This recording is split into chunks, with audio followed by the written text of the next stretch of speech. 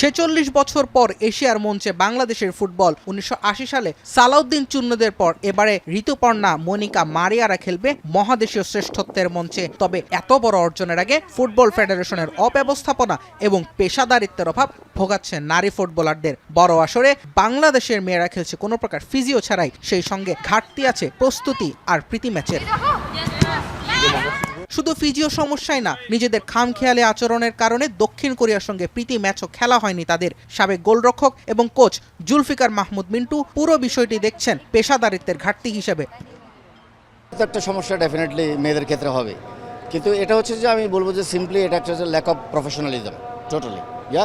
কারণ আপনি জানেন যে আপনার অ্যাকচুয়ালি কখন আপনার খেলাটা, সো আপনি জানেন যে আমাকে কখন ফ্লাই করতে হবে, তার আগে আপনার প্রস্তুতিগুলো কেমন হবে, তার সঙ্গে আপনি ফ্রেন্ডলি ম্যাচ খেলবেন।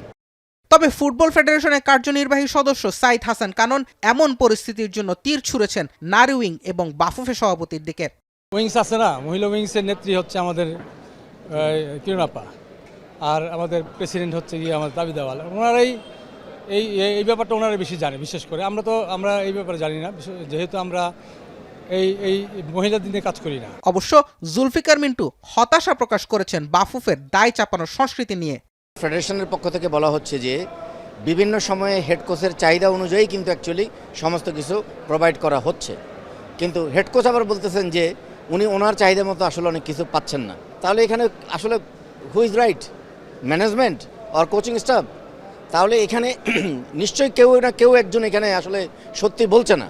কি কারণে, কি মিসম্যানেজমেন্টের কারণে এগুলো হয় নাই, সেগুলির ব্যাপারে তাদের বিরুদ্ধে মানে ব্যবস্থা নিতে হবে, বিভাগীয় ব্যবস্থা নিতে হবে তাদের বিরুদ্ধে।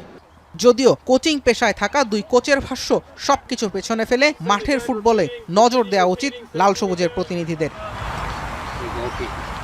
জুবায়ের আহমেদ, এখন, ঢাকা।